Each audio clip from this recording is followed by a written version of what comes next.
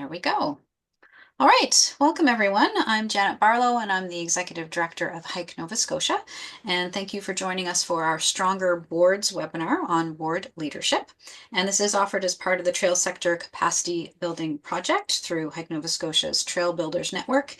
And it is supported by the Nova Scotia Department of Communities, Culture, Tourism and Heritage. And the Trail Builders Network is our capacity building hub for trail groups, First Nations, and municipalities that build and maintain hiking trails.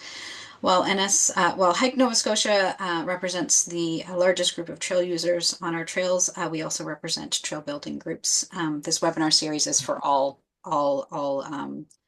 folks who are dealing with trails of any kind of trail user. And I do want to acknowledge that we are in Mi'kma'ki, which is the ancestral and unceded territory of the Mi'kmaq people. And the Mi'kmaq, being the first peoples, were also the first hikers. And there are trails in this province that have literally been used for thousands of years, which I think is a really cool thought. That concept that some of us have walked on those trails. So a little bit of housekeeping. So this will be about an hour and a half in total. And if you have questions throughout, Grant will kind of entertain maybe about 2 questions per slide or topic. And then the rest of the questions we'll hold until the end. But because we might be a bit of a smaller group, I don't know, we might be able to manage more. But there is the React heart symbol at the bottom or top of your screen. And you can put your hand up using that function. Or if your video is on, you can literally put your hand up, and I'll try to keep my eye on both video and participants list. Yeah, if I don't see you, feel free to pipe up and ask if it's time for your question or not. So if you're having technical problems, there is the troubleshooting link in your confirmation email. You also have the option of phoning in if you're having some audio trouble. So before we get started, I do want to let you know a little bit about Hike Nova Scotia. We are a provincial nonprofit, and we're just trying to grow a culture of hiking throughout the province. We strive to be the voice for those who hike, walk, and snowshoe, as well as those who build and maintain hiking trails. We're all about hiking promotion, education, encouraging people just to get out on the trails. And we do this in a number of ways.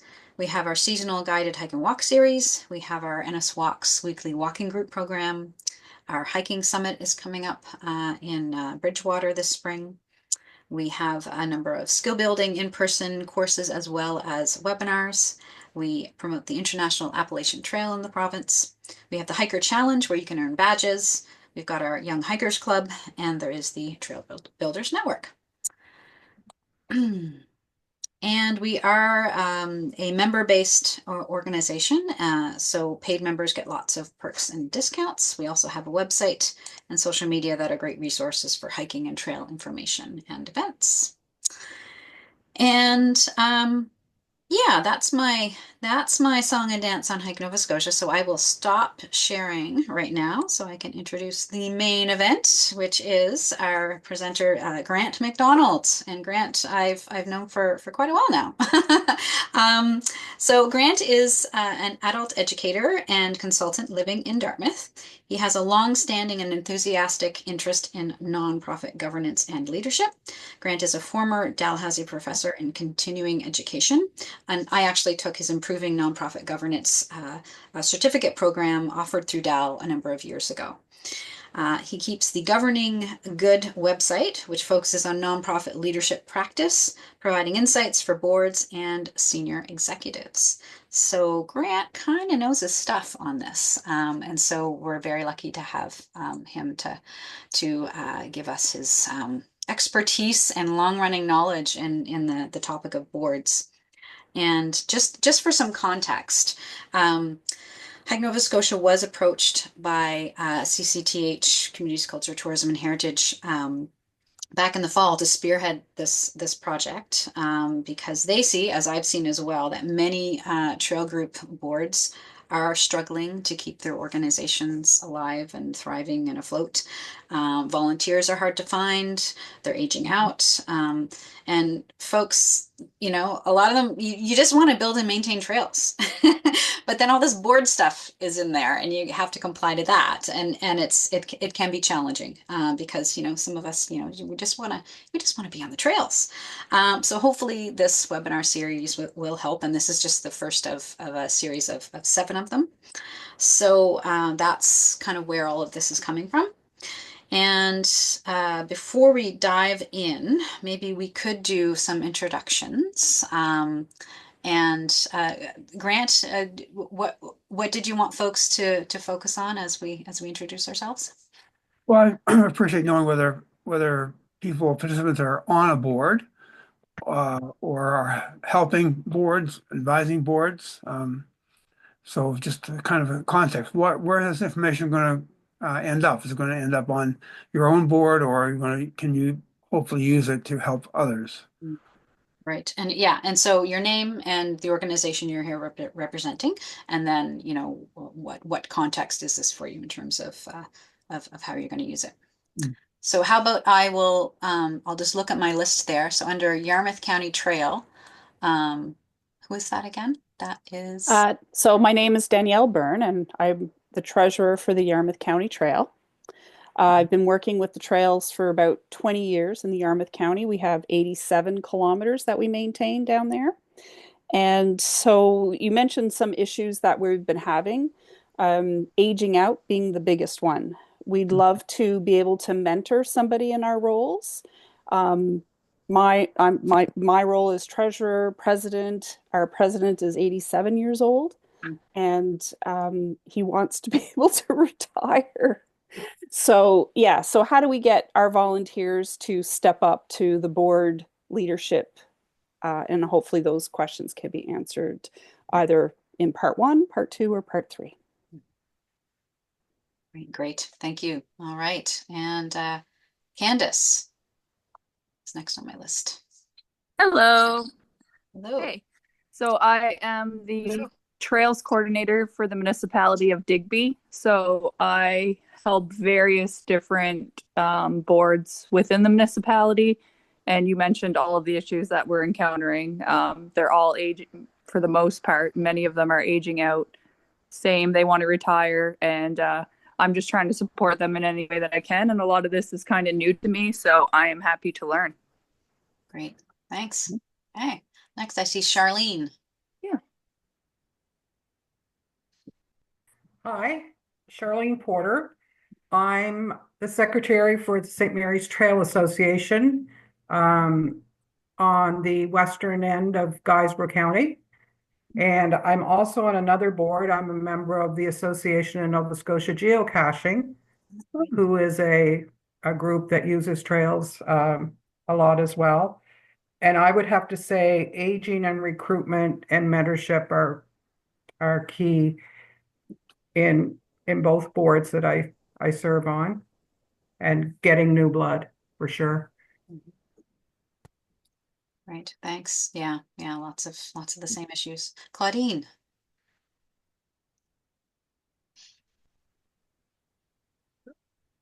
Hey there, I'm Claudine LaForce. I'm with Nova Scotia Off-Road Riders. I'm the executive director, and we are in the process of trying to recruit board members right now for an election in April. And it's been a real struggle. We had a very strong group come on probably 2019, 2020, and with COVID, they pretty much stayed on. So they've been all been on for 5 years now, and they're tired. They're getting tired. They're ready to have people come in with some fresh ideas and to take leadership role. But it's been really hard to build a board. We've done an active social media campaign to recruit.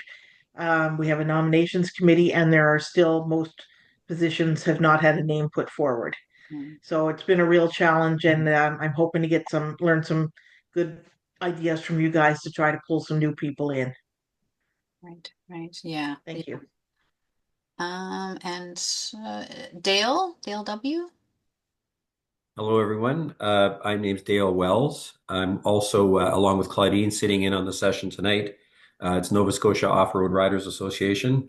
We're pretty much involved throughout the province with projects and trail building and so forth. As Claudine mentioned, as everyone else has mentioned, there is a struggle to bring on board new people. Our group is not particularly aging out, although I'll just refrain from turning on my camera. But it certainly is a struggle. I'm particularly interested in the recruitment and retention of volunteers. It doesn't matter where you look, whether it's a labor market or volunteers in general, that's a real struggle. So I'm looking forward to some ideas on that and the entire series in general. Okay, thanks. And Michelle. Hi, Michelle Richards. I sit on the Hike Nova Scotia board as well as some other provincial sport organizations and provincial recreation organizations. I do work with Recreation Nova Scotia and Community Culture, Tourism, and Heritage as their regional physical activity consultant. So I work with various municipality and Mi'kmaq physical activity leads as well. So this is just great information to share and make connections.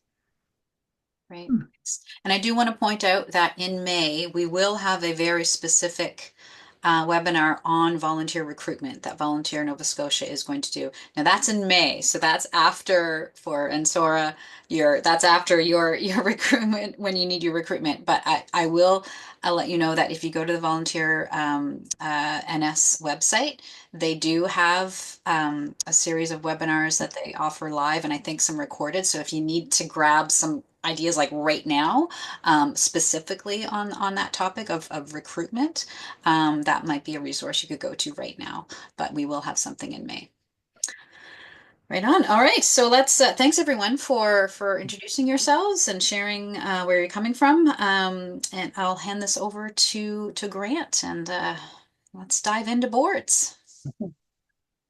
Thank you, Janet, and thank you to Hike Nova Scotia and the province for sponsoring this series. I'm very happy to be with you today, and thank you for those introductions that will help us to maybe tailor the next two ones, at least in this series, to some of your needs. And as Janet said, recruitment, we probably will touch on recruitment here in these three seminars, but also there's that other session. So anyway, I'm very happy to do this session with you, and I think will be lots of opportunities for some questions. So let's just start, if you don't mind. So the three webinars on stronger boards. So here they are. Today's session is going to deal a lot with meetings and chairs and chairing. And then in April, we'll do some other aspects of governing boards of trails groups. And you can see the titles, the ideas there. And the third session will take shape as we learn more from the first two. And I'm hoping that participants will bring their burning questions. If you don't have them tonight or want to save them for later to the third session in April.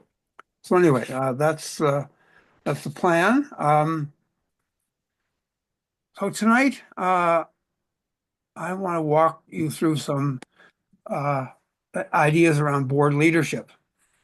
And so the big idea for me, and I hope some of this will rub off, is really the role of the chair, but I want to spend a little time talking about meetings. So I want to say that one of the issues around recruitment is not just getting people on boards, but getting people on boards and ensuring that they have a good experience. So that's kind of where I'm at tonight. Let's ensure that the boards and the work that trails groups do is a good experience. And often, getting out in the trails is the best aspect of working on trails, but sitting around the board table is not the best experience. So with some of the ideas tonight maybe help with keeping people or having people come to the organization and having a good experience and saying, I want to get involved. So as Janet said, it was time for some questions tonight, so I'll go through some of these slides. Some will take a shorter time than others, but if you don't mind raising your hand, we can handle certainly a couple of questions with each of them.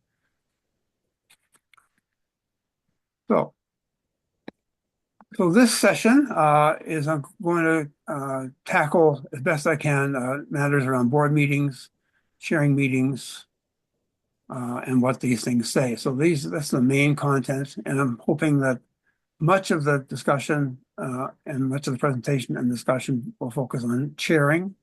In my experience, and probably yours, having a chair, a good, effective chair is really, really important. Finding a effective chair is difficult, and we ask often too much of them.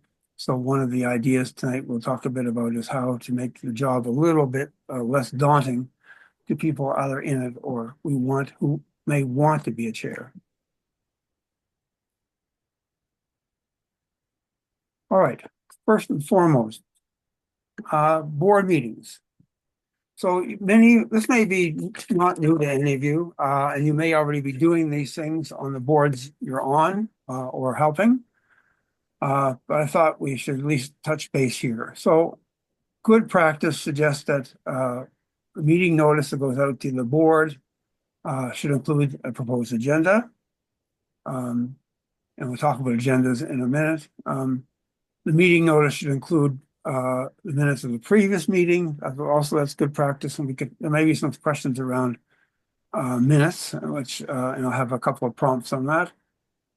I think it's a good idea, and you may already be doing this, that when the agenda goes out, that some times are suggested for each of the items, because some have a guide for the meeting, so that the group doesn't get tied into one particular item, and there's time for all of the items, especially the important ones. In the agenda and in the minutes, decision items can be certainly highlighted. I think that's a good idea. And the last on this sheet is that meeting notice requests confirmation of participation. So lots of groups from what I'm hearing, have trouble getting quorum for their meetings. So I think it's important, and you probably won't disagree with this, that members of the board create a bit of a discipline in making sure that the chair and the secretary know whether or not they're going to be able to make it. So trying to build that into your board practice is really useful, because getting together and not having a quorum is frustrating. So those are the things I would ask or suggest about making sure the board meetings actually happen and people come prepared. I'll just say a word before I take questions on this slide. I think it's a fairly simple slide, but the minutes of meetings, I think, should be sent out at least when the meeting notice goes out. But if you're taking notes of your meetings and there are action items in those minutes, then sending them out immediately or as soon after the meeting takes place is probably a better idea, so that people know what's expected of them and not just have to wait till they get the minutes a week or so before the meeting. I would just add as well that some groups think that their minutes are confidential, and I don't necessarily think that's a necessary attribute of them. I think if we take a page or a page and a half of minutes, I think they're a useful guide and don't need to be protected. I think the boards are really benefit from being reminded of what is in them, and if there are confidential matters, these both should not probably be recorded in the minutes themselves and recorded and noted elsewhere. That's maybe a different discussion than tonight, but I'll stop there and ask if there are any questions around board meetings, getting ready for them. Happy to respond to hands. Oh, I see Dale has a question. Dale? Yes, one of the issues, so in our organization, thanks to Claudine, actually, we're very well organized on the meetings. We do struggle, though, with sticking to the timelines. Any advice or suggestions for that? Well, I think if you don't mind, we'll kind of get to that as we go through the slides, but I will have some suggestions around that. One of the reasons I mentioned here that is suggesting the times is to kind of get everybody on board. But then I think there's some other ideas around setting meeting goals, but that will come in a slide near to you in this minute. All right, Thanks sure, for the thank question. you. Thanks for the question, Dale. Are there any other questions about this? I've noticed that a lot of boards have started using AI. Any things to note around that, your experience? I have no experience with it yet. Actually, I have some, so it's Janet here. I Yeah. have some experience with some of the, like, even in Zoom you can turn on the like the AI companion function, and it actually takes some decent meeting notes. So you don't want to entirely rely on that. But it is a way to verify and catch some things in terms of your meeting minutes, and it can be a big help because it can be a big job for one person to take all the minutes, and you don't need to take word for word, but AI companion will generate like a nice little summary, and it's very useful, I find. And then there are other things you can use like Otter AI. There are all kinds of like meeting minute taking apps out there that you could use. And so those are pretty useful. I see Claudine has her hand up. Claudine, Hi there. I wanted to add, same as Janet, I have started using it with our Zoom. All our board meetings right now are via Zoom because we're across the province. And I actually find it that Zoom, the AI provides a good overview of the meeting. So I take very specific notes of what happens, but then like an hour after the meeting, I get an email to say, here's your AI Zoom meeting notes. And I find they're a really good overview and kind of takes it in a different level of looking of how the meeting went. So you are given the opportunity to edit those notes. So I actually release to the board my own minutes plus the AI overview minutes. Mm, yeah, thanks, it's really thanks, good. Claudine. Any good suggestions? Any things that you are working for you that not on this list uh, of board meeting tips? Or perhaps some will come up. Grant, Yeah. just on the quorum idea, I don't know, you might speak on this later. I can't remember, but in terms of not consistently being concerned about reaching quorum, there is the idea of having a naturally smaller board. So if people are consistently not showing up, then it might almost, like, in your opinion, is it better almost to like say, hey, sounds like you can't make our meeting. Maybe, maybe you could step off the board and then we have a smaller board, but at least you're more likely to get quorum with a smaller board. What is Yeah. your thoughts on that? Thanks, Janet. I think that having good practices around getting people to confirm is first and foremost. Mm. Smaller boards, obviously, I think lots of groups are moving to that.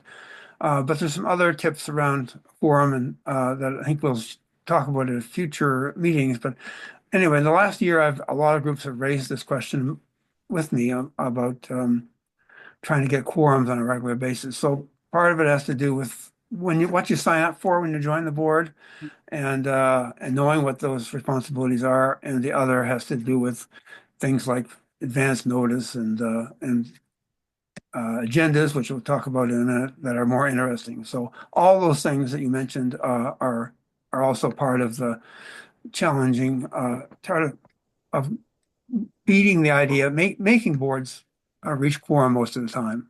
Mm, great. Okay.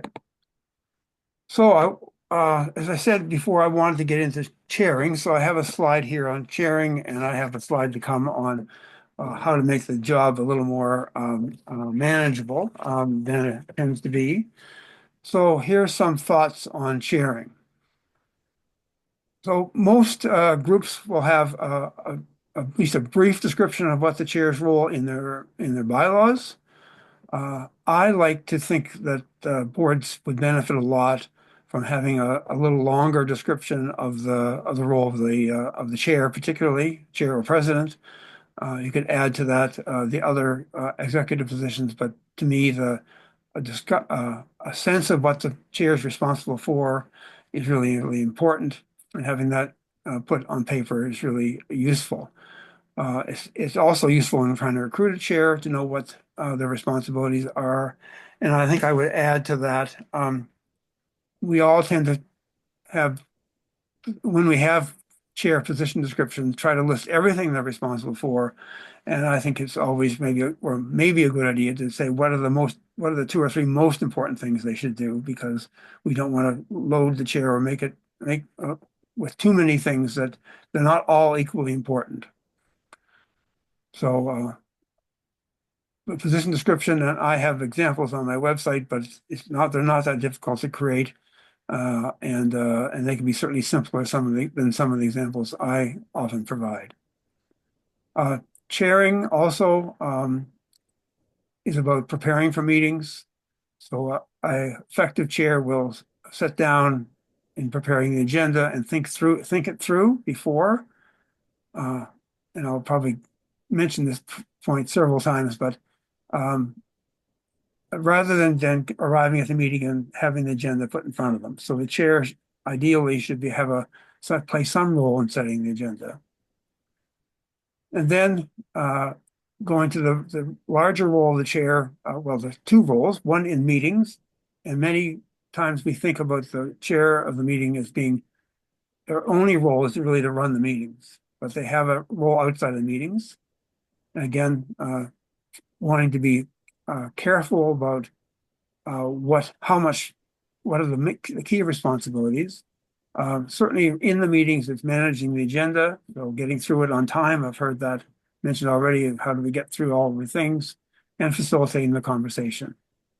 And we could have a little bit more coming in future slides, but so my suggestion is try to have a position description for the position, and I think could even create one by just sitting down with a new chair or when you're looking for a chair. Let's draft out what we think the main role of this person is going to be, and to try to make sure that we know what the most important aspect of their role is. And one of the points here is that the chair is really responsible to keep the board functioning well, and that's maybe more important than ensuring that the whole trail group is functioning. So the board's chair's attention is on the effectiveness of the board often, rather than on making sure that everything gets done and people get out and cut down trees and that sort of thing. That's I think the position needs to be aimed squarely on at the board itself. So happy to take some questions here. And maybe disagree with some of these. Anyway, let's.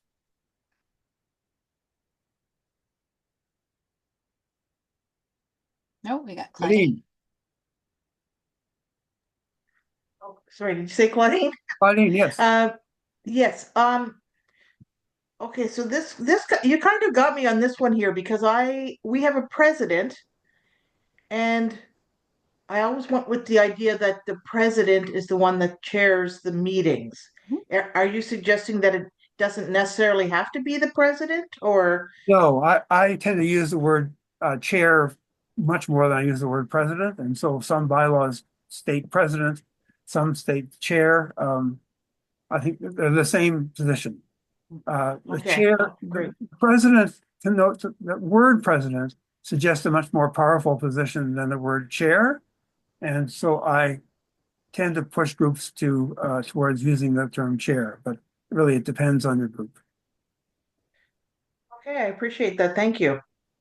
I sit on one board where we use the term outgoing chair and incoming chair, so it'd be similar to president, vice president. So it's kind of more of a balanced power, like they're equal. Yeah. And there are groups that have those two positions, incoming and outgoing, and past chair, current chair, vice chair. But I think focusing on the role of the chair person in that position is really, really important. And I do think that groups benefit from having a discussion of what they would want from a chair. And partly that discussion is one that an organization's need for what the person needs in a chair might differ from one year to the next, because the organization has focused on larger and different interests. So it's not necessarily a position that's always going to be the same in terms of what emphasis needs to be put on what things. There's another hand up.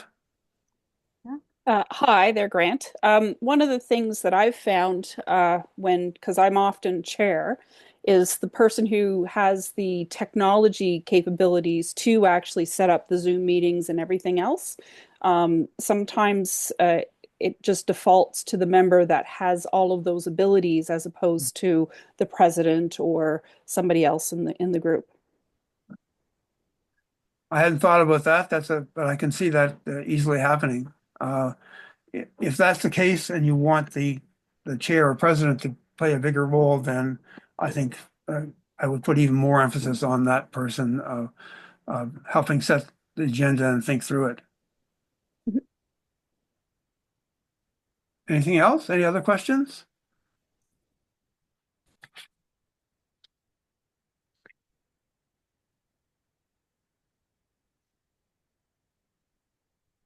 All right. Thanks. So I've always been a great believer in planning meetings. So a discussion between the chair or the president, depending on the term you use, and maybe the secretary, or if you're one case here where we've got an executive director here, a phone call that goes over the agenda is a really important piece of having both effective meetings that make people feel that they are keen to be part of the organization, and for more meetings that actually get lots of things done. So some groups I know, not necessarily only trails groups, have a fairly fixed agenda, which means that it doesn't change from meeting to meeting. It goes with, approval of the agenda, approval of the minutes of the previous meeting, financial report, committee reports, etc. All things that are on the agenda from one meeting to the next. Personally, I like meeting agendas that are different from meeting to meeting, perhaps with some routine items. It makes the meetings more interesting, and more importantly, it forces the chair and maybe another member of the executive to actually think through what is going to be accomplished and what needs to be accomplished at each meeting. So I think a customized agenda really helps encourage meeting planning. Next item on this slide is just getting ready for the meeting. So I like the idea of having meeting goals. And that's something that the chair, again, I'm using the word chair, might suggest at the beginning of the meeting. There are four or two items on tonight's meeting or today's meeting that we need to really focus on, and so getting those done are the main goals of the meeting. And so, in some ways, that's a way of kind of highlighting the allocation of time, but it also gives people around the table a sense of what do we need to accomplish here tonight. And if some things don't get done, at least the most important things have.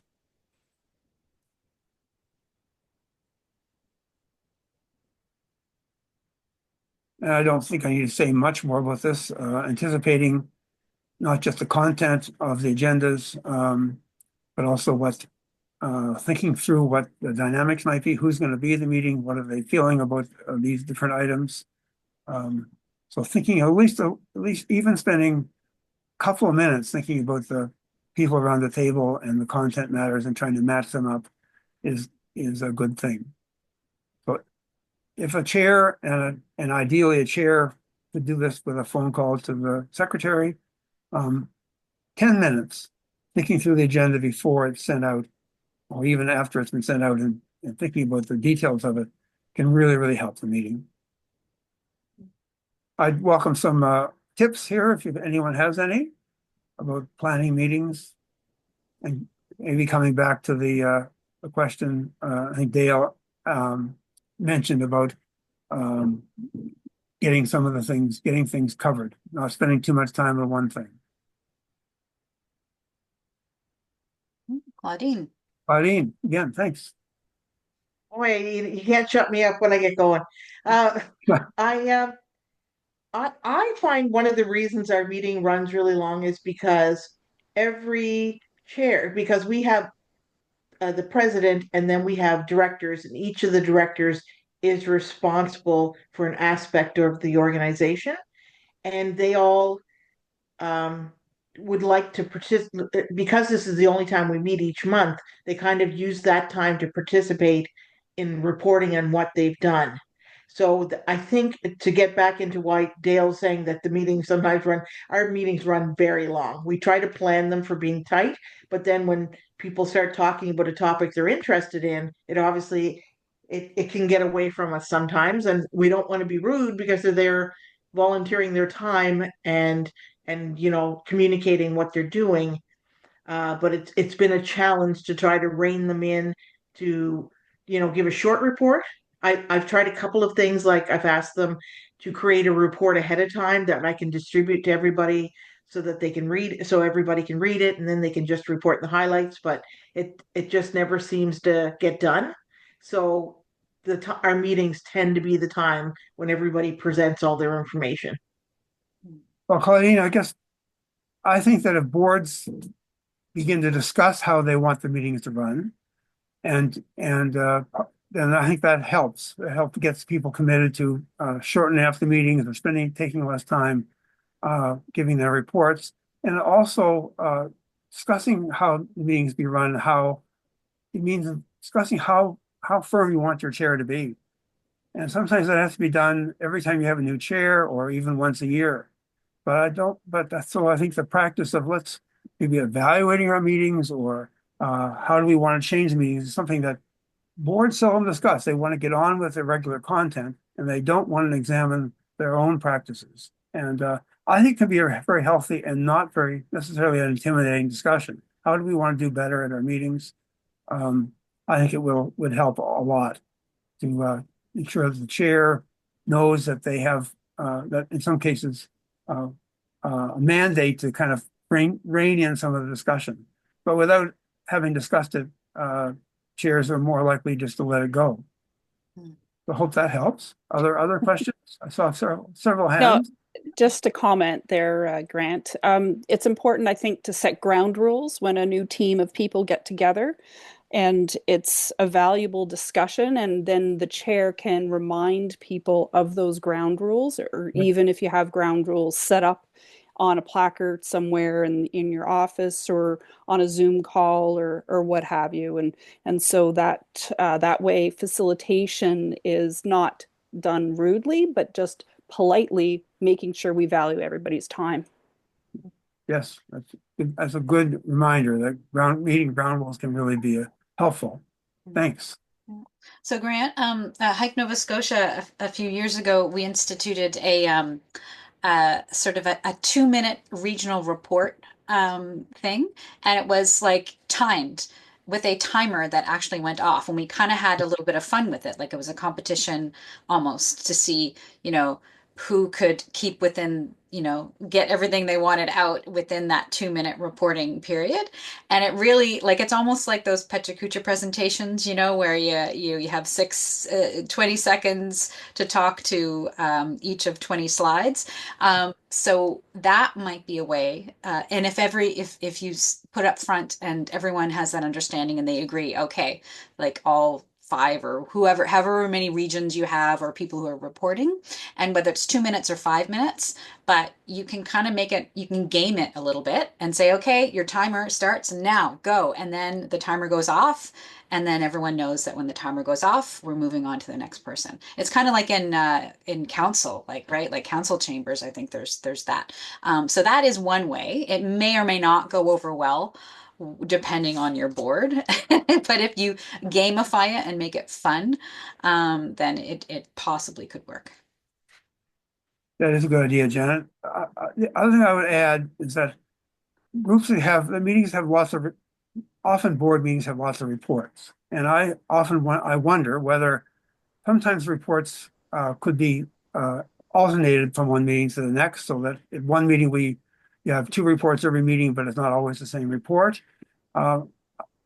A lot of groups don't get to discuss things that are outside of the routine matters, the financial matters, or the reports of certain board members and directors. So Just a thought that moving away from that standard agenda a little bit and making some space for some larger discussions. How we are we going to have a strategic plan? What are the issues coming up over the next year? How are we looking at our long-term funding issues?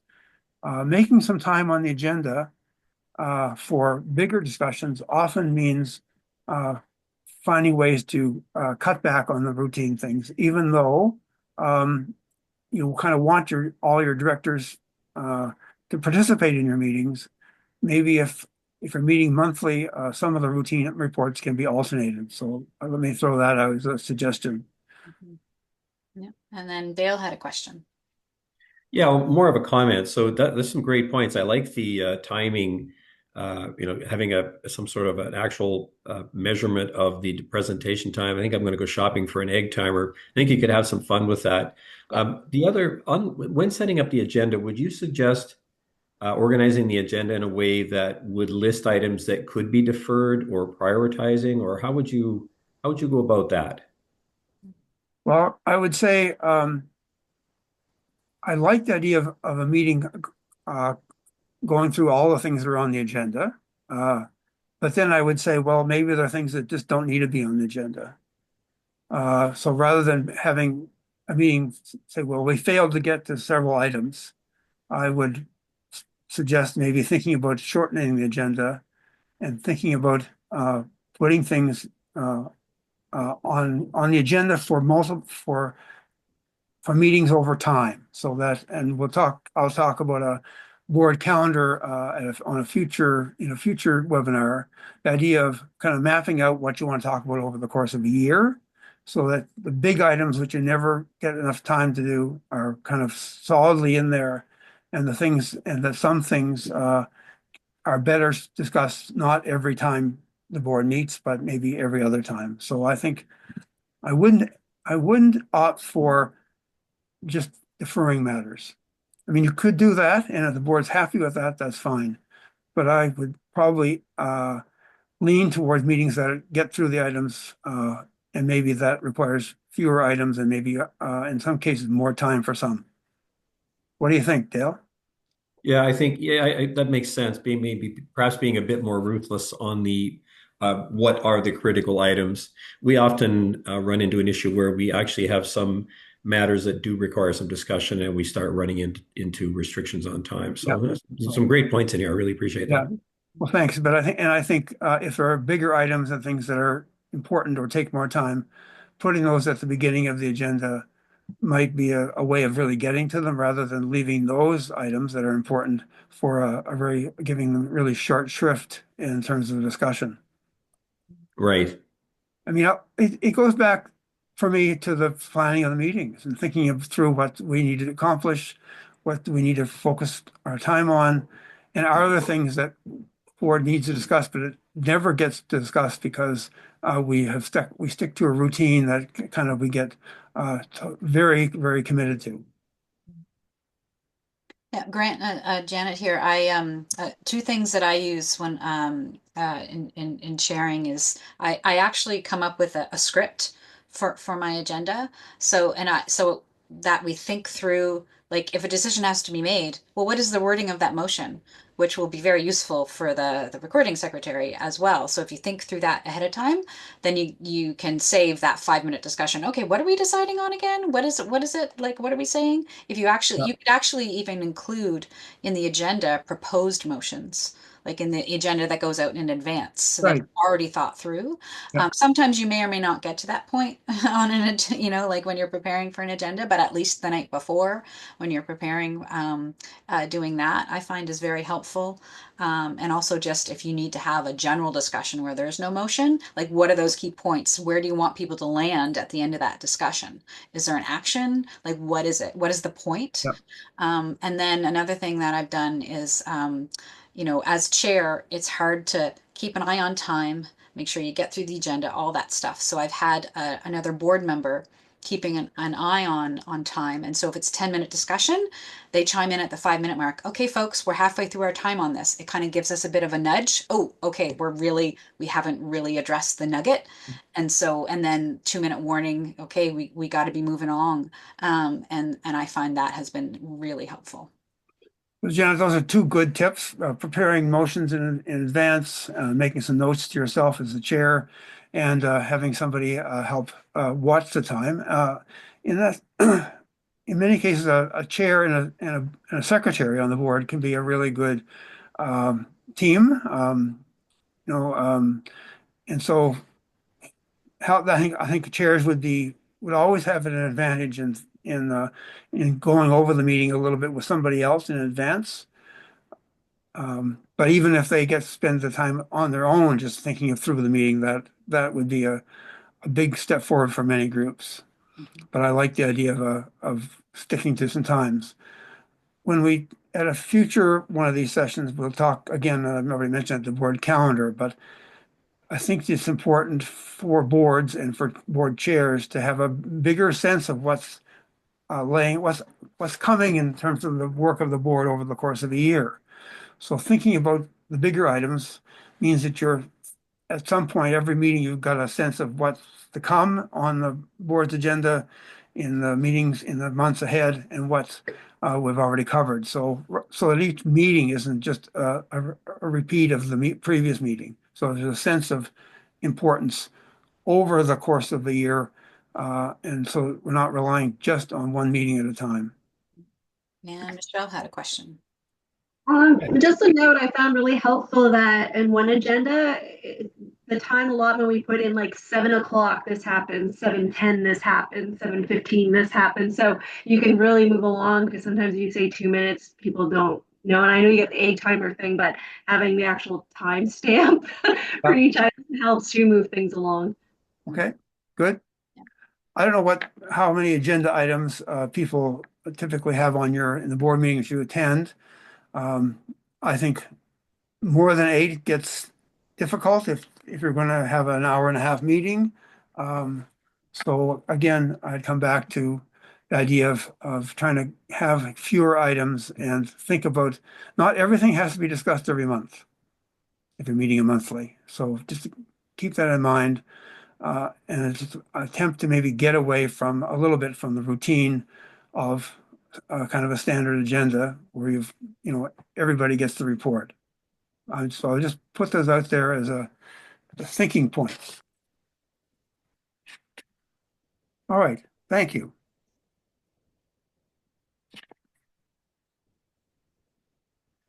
Well, we're getting into maybe some repeated comments from me, certainly, but I'll just go through this a little bit. The chair role, to do these things, I think.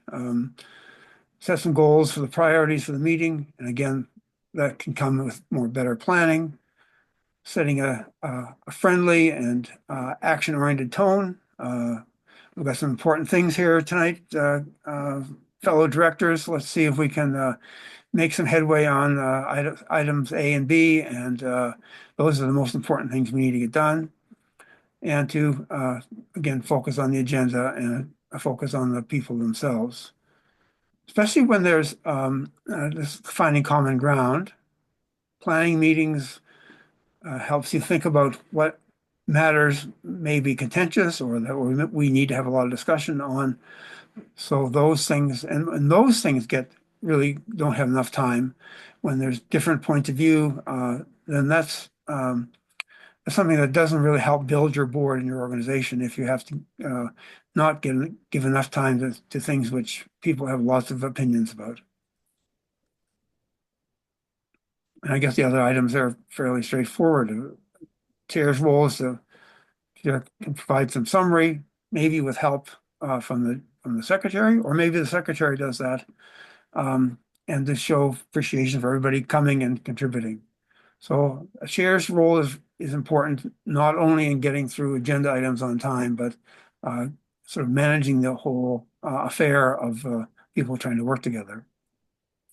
Nothing particularly insightful here, but least from where I sit, but maybe others here have got some suggestions on how they've seen meetings conducted really, really well and things that might work for the rest of us.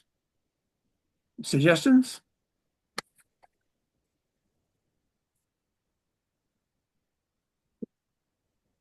No?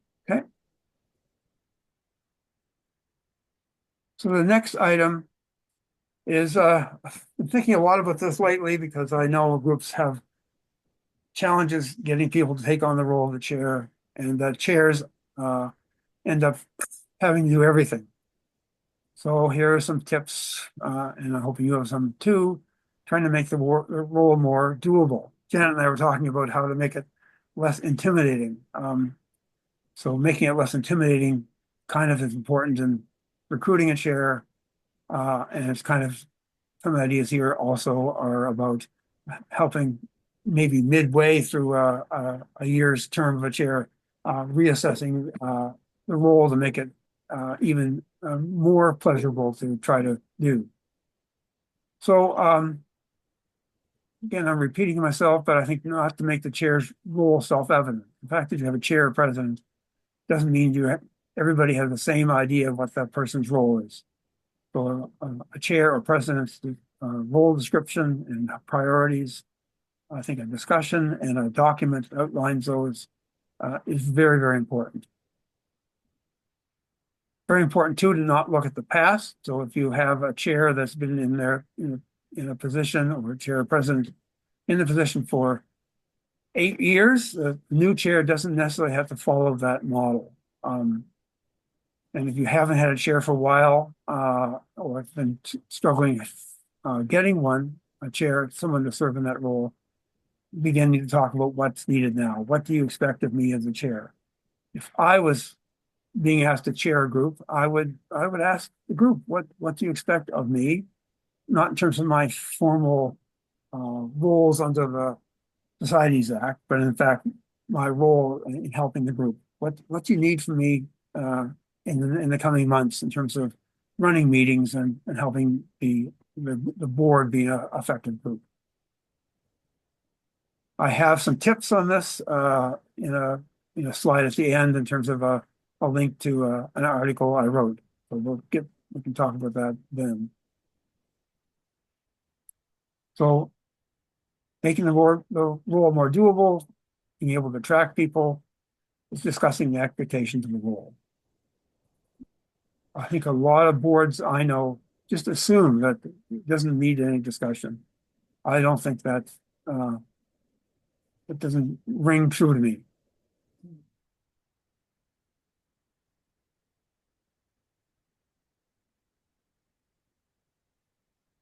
So any examples of things you've seen have been really good chair techniques? Things that reasons why people don't want to do the role?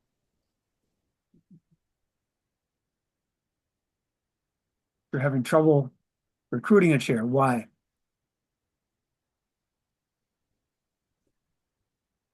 Grant, Janet here. I see my role as chair is very much sort of the nagging role, reminding people what they need to do, and also a bit of a parenting role because sometimes it is managing some of those board member personalities, their expectations, and what their role is or is not. And that is an interesting dynamic. Yeah. And different people will come at that challenge in different ways. And so yeah, it's an interesting a position to hold because you need to be procedural, but then there's also some of that background personality stuff, that managing of the family. It's like a parent almost, in some ways. Yeah. I think it is a daunting role for many people, uh, especially if they're coming into an organization that's already had a chair for a while. And so I do believe that we as a boards can tackle the issue a little bit to see if it can be made more doable. And nothing succeeds on that other than more than having a discussion about what is expected. I think the chairs often function without much support, without much feedback. People leave the meeting being unhappy um, because they didn't get to their item or the things were given didn't get a chance to discuss. And a lot of that can be addressed by talking about it. But it doesn't happen very often. I don't know of many boards that have actually put on their agenda even a chance to actually discuss how am I doing as the chair or the president? What do you want more of me, want to do more of? What do you want to do less of? Um, doesn't even, I don't think it's a threatening discussion. But I think it, and I don't think it, but I don't think it happens very often. And if I was giving every board a tip, that there should, it would be that there should be such a discussion at least once a year. And if you have agendas, then that means putting that kind of discussion, which is about the roles around the board table, uh, on the agenda itself. And I don't think that could be given 5 minutes. Although 5 minutes would be an advantage, would be a lot, uh, would be a big step forward, I think. Other comments, other suggestions about how to make the role of chair somewhat less daunting?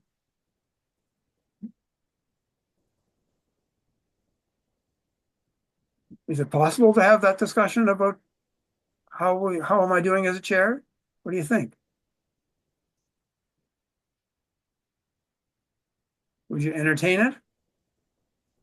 Yeah, Dale? definitely. Yeah, definitely. I think that's some great feedback and just inviting some open comment. We get into kind of a rut where we're trying to uh, move through. And I was a member of a playground volunteer board years ago, and the chair was how would I put this? Wouldn't say Nazi, but in that neighborhood. So very, very disciplined and matter of fact, and ruffled a few feathers. But ultimately, at the end of the day, there was definite respect for how she managed the meetings and how everybody's time was valued and respected. And yeah, definitely some opportunity there. I think chairs that are challenging, as well as chairs that are timid, both of them can be helped by discussion of the role of the chair. I mean, if a person I mean, people go into that role having seen others in other contexts, and they go into it with a whole bunch of assumptions about what's required of the position. And I just don't see that uh, is necessary to have assumptions about what's involved. So Grant,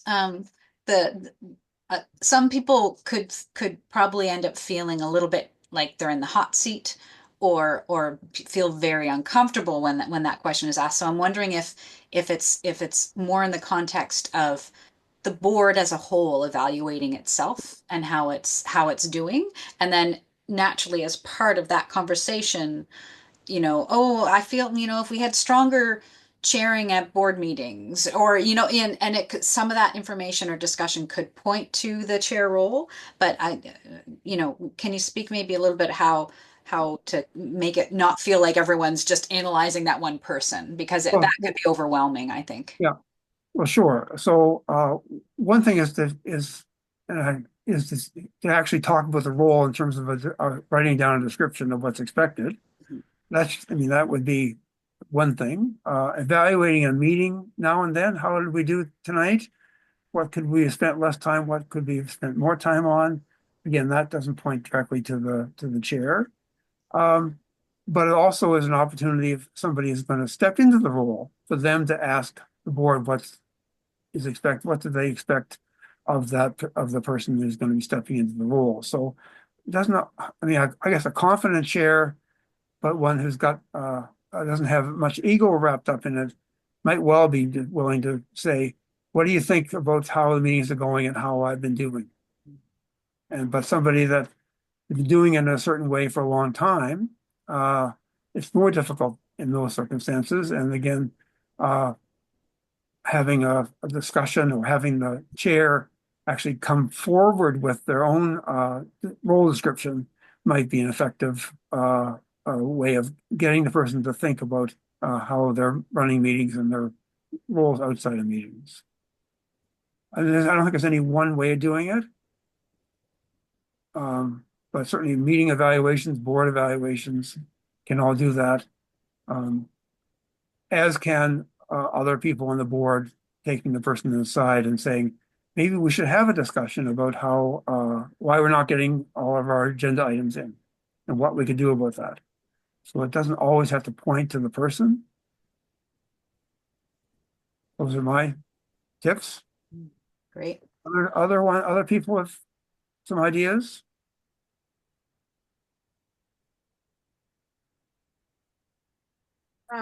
Sorry, this is Claudine jumping in. I find it's very hard sometimes because uh, we kind of try to set the expectations, and if the volunteers don't do what they're supposed to be doing, for instance, putting in reports or ahead of time or doing certain things, it's really hard to how can you can't really pressure them because they're not staff people, they're volunteers. So if they're not doing it and things are not getting done, it just causes, a delay all the way through.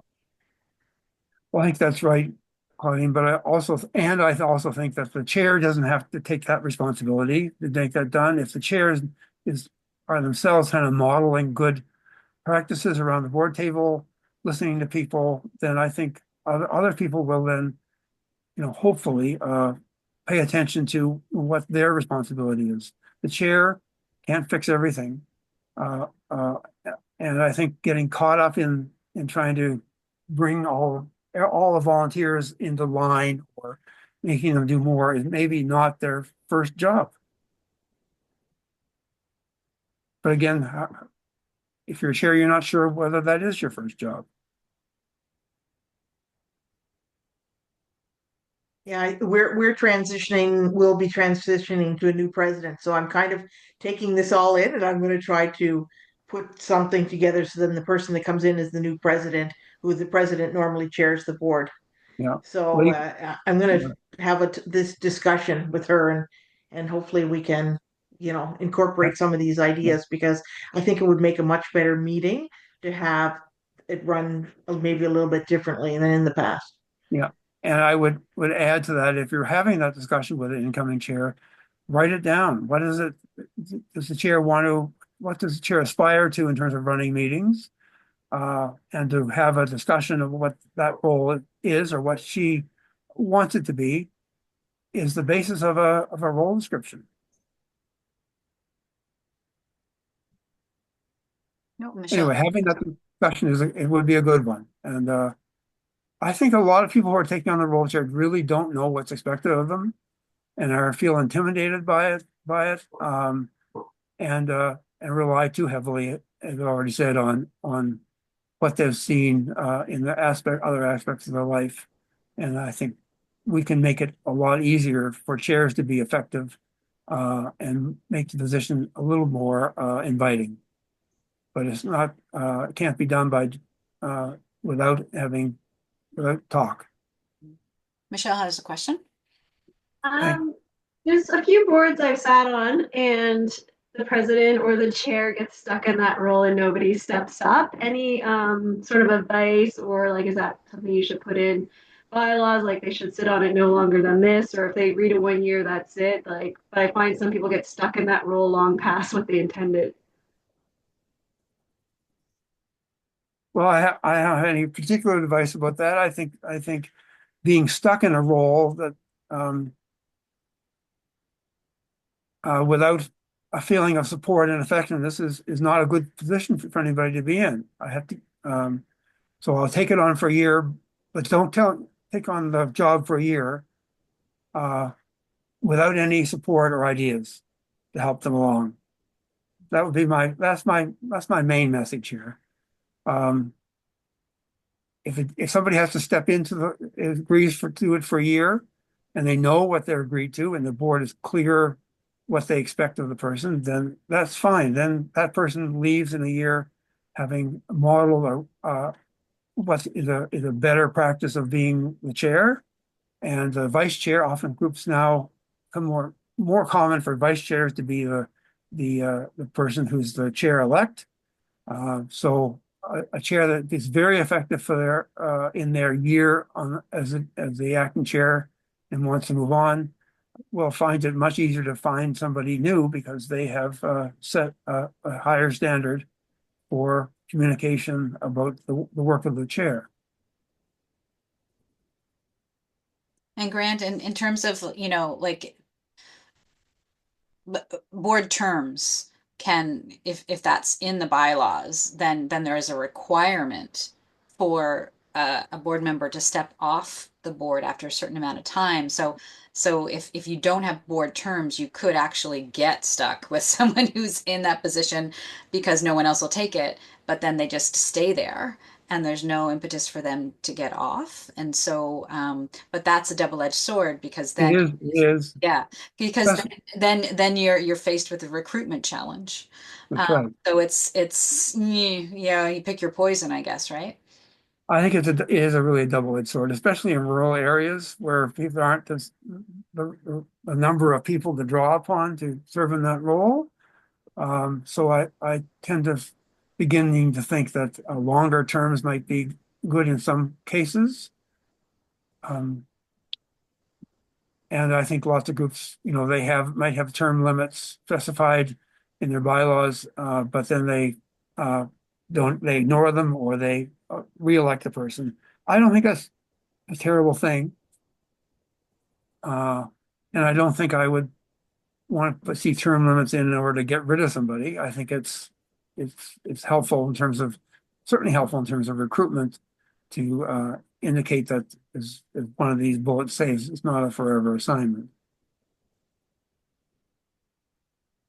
Any other tips? Just as an observation, a lot of this revolves around having a solid stream of candidates who are willing to volunteer. It certainly makes the entire spectrum a lot easier.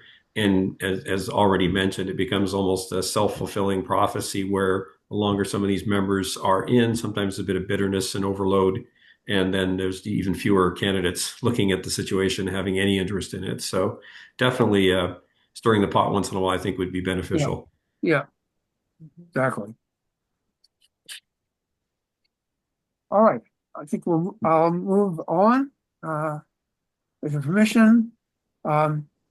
I wanted to mention here because I'm not sure where else it might fit in our plan. But this has to do with effective committees.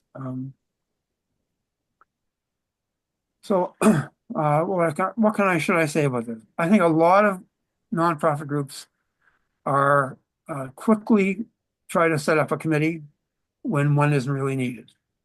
So I think groups should be careful about setting up a committee. A committee of one does work often, especially if the job has to be is to report back as the next meeting or meeting 2 meetings from now. So to try to get away from if you don't know what to do, set up a committee. If somebody takes on, lots of people on boards will take on a task, and you all know this, without having to, if they don't have to check back and trying to figure out a meeting times. So it's often a lot easier for one person or 2 people to do a quick task rather than forming a committee, which has to then set up its own meeting times and agendas and that sort of thing. So I would leave that with you. When you do need a committee, this you already know, are board committees, which in the parlance of governance, a board committee is one that advises the board or does board work.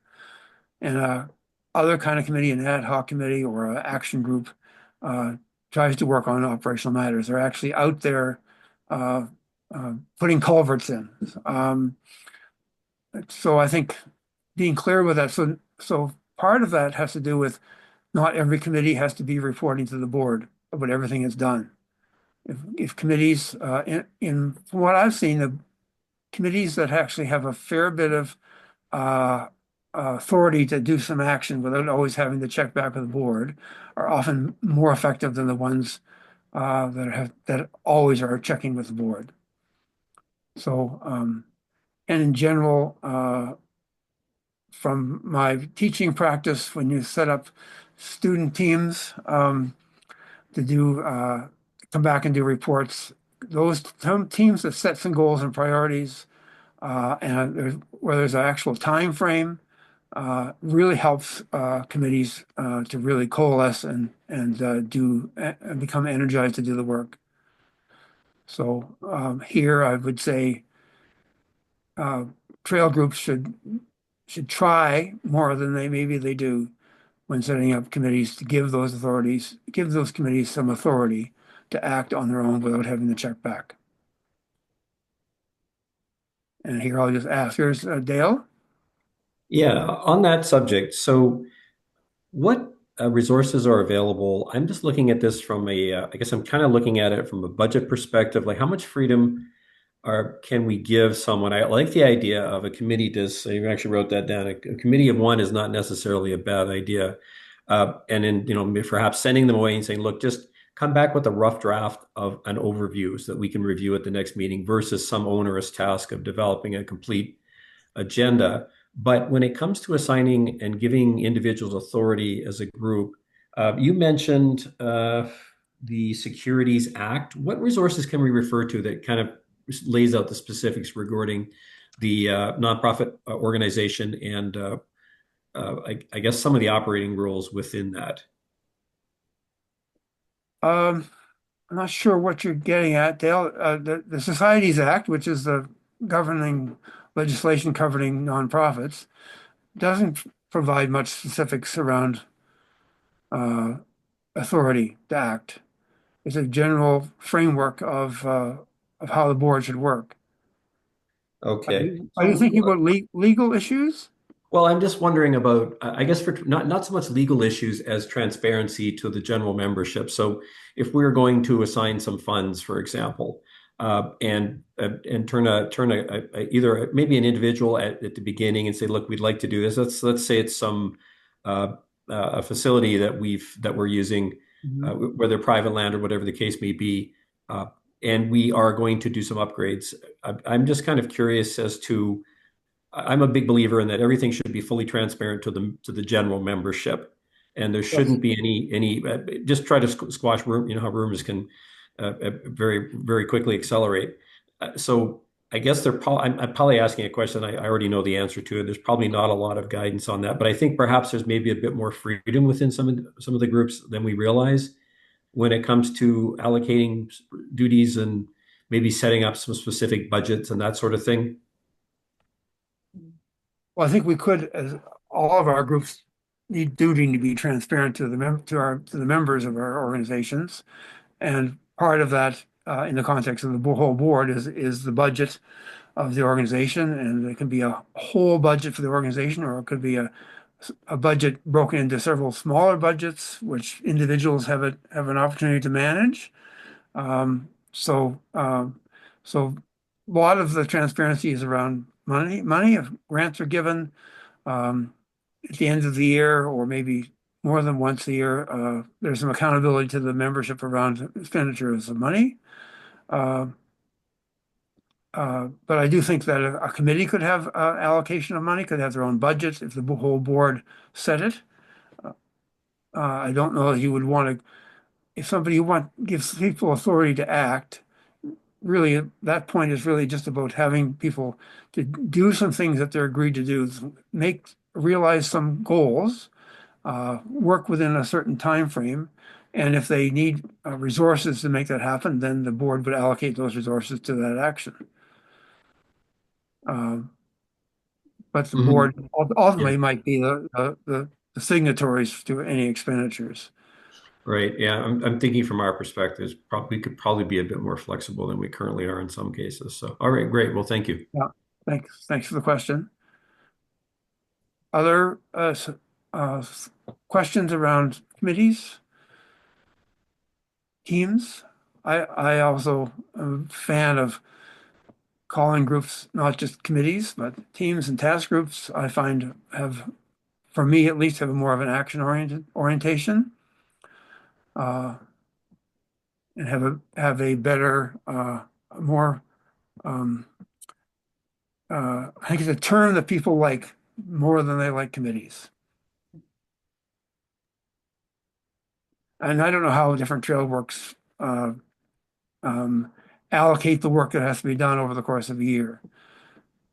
But perhaps in some cases, some committees are giving a report to the board from the work of a particular committee isn't the same as is having that group come back, gain permission to do things which really is just often just a rubber stamp. So just paying a little bit of attention to giving a group a little bit of leeway to get things done. Yeah. I think is a Um, good thing. just to that point, Grant, and also maybe this might help Dale. We do what's called work parties. So we have sections of trail because we have 87 kilometers. We can't possibly do the whole trail every year. So we have certain monies attached to mowing, grading, those kinds of things. But we do have specific, because we want to try to encourage each of the communities along the trail for their own set of volunteers that might come out that's just for a particular community project.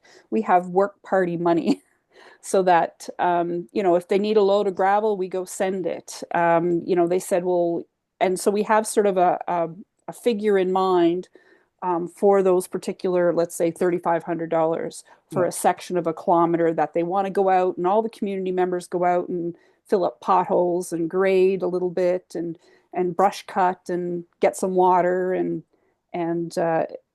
so those are the kinds of things that we try to whatever they want to spend it. Now they do have to put in a proposal to us for that particular work party. So we have some sort of uh, Parameters? parameters. Yeah. So Yeah. they fill out this form. It's not very big. It's basically a series of pictures because we like before and after pictures, much like the accountability that we do to the province for any monies that we have. And so we can put it on and do a Facebook post, and if they're okay with that, and just share the joy. So as long as the money is basically set aside and then it's presented to each group as, okay, these funds are available. You do need obviously to have some accountability, but they're more or less free to pick and choose the projects within the scope of the Yeah. association, of course. So I can give you To an pursue it. example right now. We have a group in the Pubnico area. So that's East Pubnico, West Pubnico. And they want to, there's a lot of potholes down, especially, with the winter that we've had down in Yarmouth. So there's a lot of frost heaves. So they want to go out and do a community project. And so we have one person, Belinda, I'll name her, and she's very active in the community on all sorts of different fronts. And so she thinks she can get everybody together, but she's wondering what monies that are available. So we, as a group, she presented the idea to the board, and we sort of discussed what we could do. And then myself and Belinda went off and discussed further details. And basically, she filled in the project report, and then we set up a certain amount of monies and based on what they want to do. So it's kind of neat. Yeah, that's a good point. Yeah. I mean, my other motivation for talking about the importance of groups being able to give some authority to act to committees is to try to make sure that not everything has to come back to the board to fill out the board meeting time. You're looking for permission takes a lot of time, and often when committees are working, the board, and it comes back to the board then has to rehash all of the stuff that the committee itself did. So just a little caution around not making more work for the board, and the board giving some power and authority to groups that are within the organization to do things without everything having to need approval. I think that's the only other point I'd make is Yeah, keep the workload to a minimum, absolutely. That's right. Keep the work that comes to the board to the minimum. And partly that's about finding time on the board to discuss things that aren't not an immediate concern, the larger issues facing the trail. Um, and everywhere, boards, any boards that I've ever worked with or sat in on, don't have time to discuss bigger, longer range issues, longer term issues.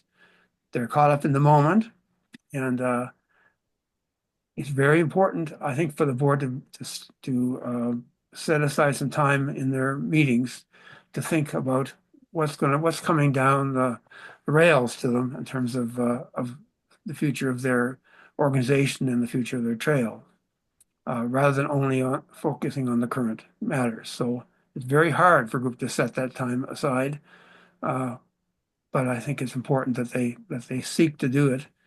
And that goes back to my suggestion of not having the same things on the agenda all the time and maybe making some time in 1 month or in 3 months, over 3 months of meetings, not 3 consecutive months, of having some items on the agenda which set the organization up for a longer term success.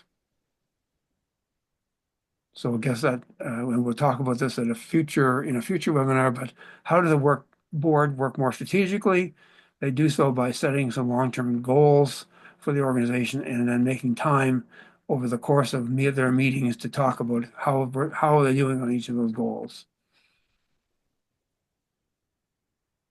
Well, that's all I have for tonight. But the next slide really is we've done the first part.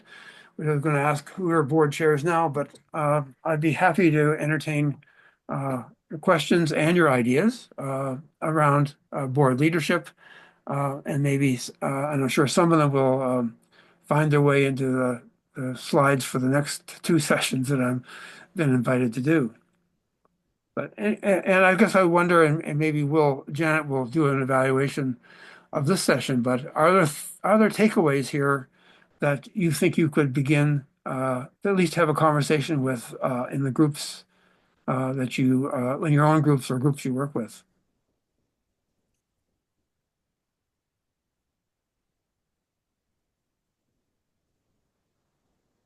Any time I've been a chair, which is frequently in the healthcare system, um, it's always planning that has helped me with the overall, the overall workings of the committee as well, especially at meetings. So trying to be ahead of things as opposed to behind things is always helpful. I couldn't agree more. Planning is important. Half the work of lots of groups could be halved if there was more planning in advance of, especially of board meetings.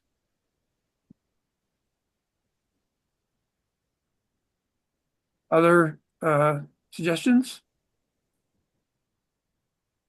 Questions you on this topic or topics to come? Claudine from Nasora. I found this really provided some good information to think about, and I'm hoping, as I said, with our incoming new new president, that we can kind of the way our organization has been run in the past is that the president kind of is the director in charge of everything and um, not necessarily running it the way that you outlined it. So I kind of am hoping that we can put this in place because what has always happened is in the past for our organization is that the chair takes on a lot of responsibility and then they end up burning out. Yep. And our new incoming chair does not want that to happen. And she has said, okay, we're going to run things differently so that she's not responsible for taking on every single committee and every single everything. So I think this guidance will kind of make it hopefully. I'm going to share these slides if I can. I don't know. Are you able to share the slides with participants? Because I would like to pass Yes. them on to Yes. the rest of my board. They will be available. Janet has already set that up, I think. certainly a recording. It's terrific. Thank you. Yeah, you're very welcome. And actually, Grant, I do have some two other slides I'm going to share that I didn't Yeah. share at the beginning. And so while people maybe still might be thinking of questions, so if you could unshare and Okay. I'll share just people still have to consider questions they want to ask. Okay, let me just share and slideshow. So in the context of this larger capacity building webinar project, so we've got two more coming up on the topic of boards, but we've also got two on accessible trails. We've got one on mental health and trails and one on volunteer recruitment and retention. So that's coming up. So I think a lot of you have actually pre-registered for most, if not all of these, which is awesome. And of course, these webinars are being recorded, and you can access them on the Hike Nova Scotia website to view at any point or to pass those links on to whoever. Can you just clarify something on, I think one of the previous slides showed April 22nd as the Stronger Boards Oh, session, was that? That was my slide, I think. ooh, okay. Okay, yeah, I had written the schedule down on a note of paper here, and I had April 23rd written down. I believe I did. I made a note, previous slide showed 22nd, so it is the 23rd. It is the 20th. Just let me double check. It should be. Yeah, it is the 23rd. Perfect. All right, thank you. Okay, thank Yeah.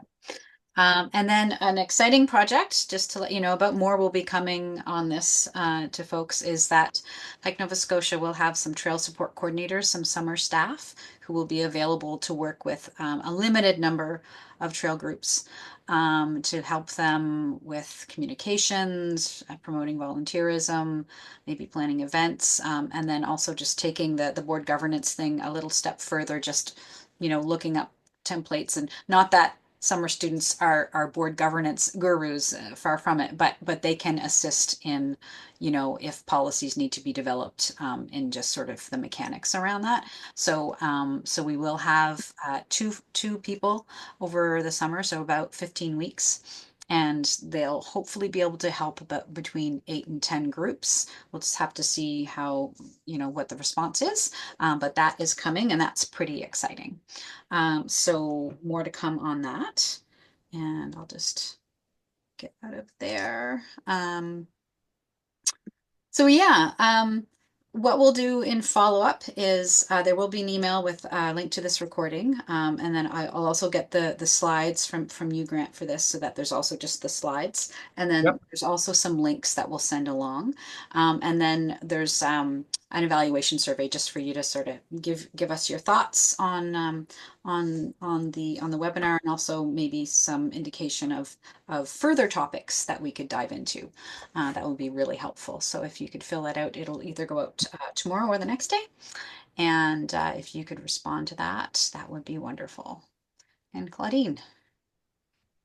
Yes, I am really interested in your information on, sorry, I can't remember the exact title, but it was Trails and Mental Health, or that is something that um, I hear people who are writers, they say that about how it really helps their mental health because, well, in the case for dirt bikes, they have to concentrate on while they're riding. They can't really let their mind wander too much because they're riding through woods. Mhm. So it's a really good piece of mental health for them, and I try to share that kind of information to them, and it actually generates a lot of conversation on our social media. And so if you have any resources around that you're able to share, that I could pull from, I'd really appreciate that. Mm. Yeah, we'll I believe that webinar is coming up in early May. And Right. the purpose around that is to let groups know how, like, that key connection, and also just, um how can you make that link for trail users, or how can you help sell your trail or the activity you have on the trail to people so that they can see it as something that can really support them in terms of their mental health, because that Yes. seems to be a bit of a missing link, but a huge opportunity, especially these days where mental health is something that is really top of mind. And so yeah, I'm excited for that webinar to happen and just to see who, like, we're already getting quite a few people registering for it, and which was at first surprising because I wasn't sure how people would respond. But like you and like a lot of us, folks are recognizing just how crucial being outside in greenness is. So it's encouraging that we're getting that many people registering. Right on. Okay. I think that wraps it up for tonight. Any last words there, Grant, or anyone else? Well, I want to thank everybody for coming in and joining this session, and I'm hoping that I'll see a couple of you in the next session in this three-session series. Thanks for your questions and even more for your suggestions about what's working for you. So anyway, appreciate it. I hope you will take advantage of some of the resources that are attached to these three webinars that Janet will be getting to you. So anyway, thank you very much and have a good rest of your evening. And Grant, thank you so much for sharing your knowledge and experience. It's so valuable, and I've learned a lot already. And I've been doing this stuff for like over 25 years. It's a never stop learning kind of thing. So thank you so much, and thank you Okay. everyone for your attention. And happy trails. Okay. Thank Great. you. Thanks Thank again. you. Happy Thank you. trails.